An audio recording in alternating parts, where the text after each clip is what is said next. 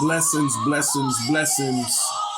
I love you. There's nothing you can do about it, but more so, God loves you. And there's absolutely nothing you can do about that. Listen, I'm not going to be before you long. I got something really serious to talk about, though, because the one thing that I believe is when an injustice is done, it should be put on display. It should be put on notice, and we should be able to do something for those in our community that injustice affects. And so I'll give you a little piece of the story that I know about and what we are doing in spirit and truth, as well as, my personal family to help out in this situation. And I hope that with this information that you will take some time and take a couple of dollars and put towards this GoFundMe that has been started for this former firefighter. And so a couple of years ago, from my understanding of the story, young firefighter started experiencing some injustices, some racial injustices. And it wasn't necessarily directed towards him at first, but because he is a stand-up individual, he's a stand-up person. And in order to be a firefighter, you have to put your life on the line for those who are in danger. Nothing else really is above that, except or on the same lines as that, unless you're talking about military service. And so I seen and heard of this story where Mr. Younger had been a firefighter for almost 17 years, and the people that he had been working with in his fire department, in his fire station, he was trying to clean up the atmosphere. He was trying to clean up the environment as far as with those people who were using racial slurs, was those people who were making racial jokes and doing some things that professionals should just not do. I heard the story that he was reporting those who were doing wrong, saying wrong, acting wrong, and some of those that were in the fire department were doing it on and off duty. That throws up a red flag for me because it shows me or it tells me about someone's character.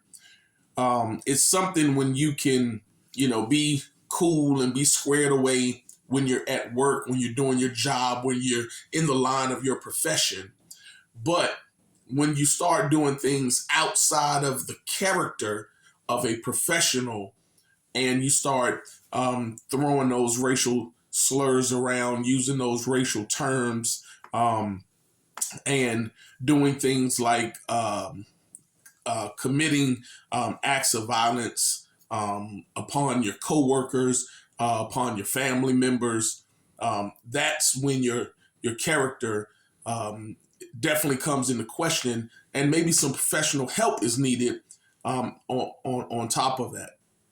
However, long story short, the person that reports the crime, the person that reports all of the disparaging remarks and all of the negative things that's going on in the workplace should not be the one who's persecuted. And so with that being said, all of the information that was given to, I'm going to say the fire chief, who is supposed to be the top person in charge of all fire departments within a city, turned around and fired the person who was trying to do the professional thing and clean up all of the negativity that was going on throughout multiple fire departments. And so this thing has been going on for a couple of years now, which, to my understanding, has greatly affected Mr. Younger financially, mentally. And so there was a GoFundMe page started, and everybody know what GoFundMe is for. It's to help financially give back to that person or that family what they lost in whatever tragedy they're experiencing.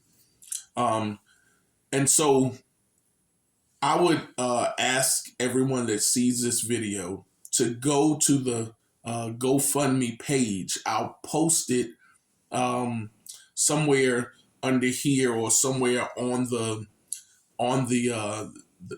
page where this video is, and give what you can. I've already given. My family's already given.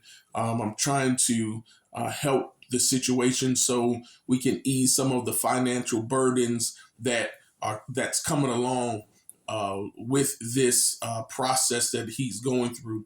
And so all I'm asking you to do is dig into your pockets and give whatever is on your heart to give. Prayer is great, but faith is great. I would tell everybody not only to work both of those avenues. However, faith without works is dead.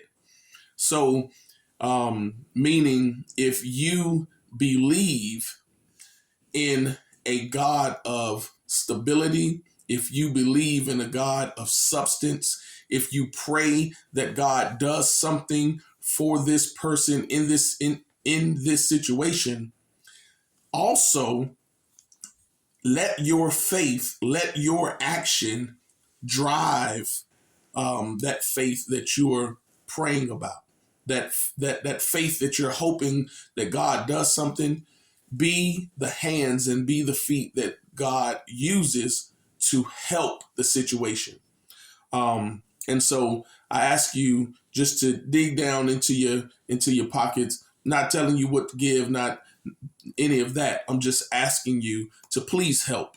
I don't do videos like this often, but when it's something that stands out and when it's something that's going to affect our community, we need to join hands, we need to lock hands, and we need to come together to help one another, because it could be us.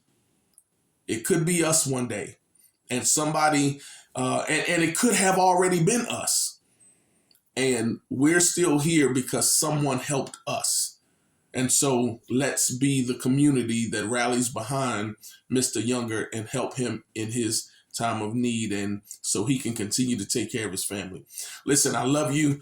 Blessings to you all from Spirit and Truth International Worship Center here in Hampton, Virginia. I personally plea as the pastor to do what you can, help out what you can, give what you can, and let's try to ease the burden of this young man. Bless you. I love you. There's nothing you can do about it, but more so God loves you, and there's absolutely nothing you can do about that. Your prayers, your movement in faith, and your finances are all needed. Have a great day.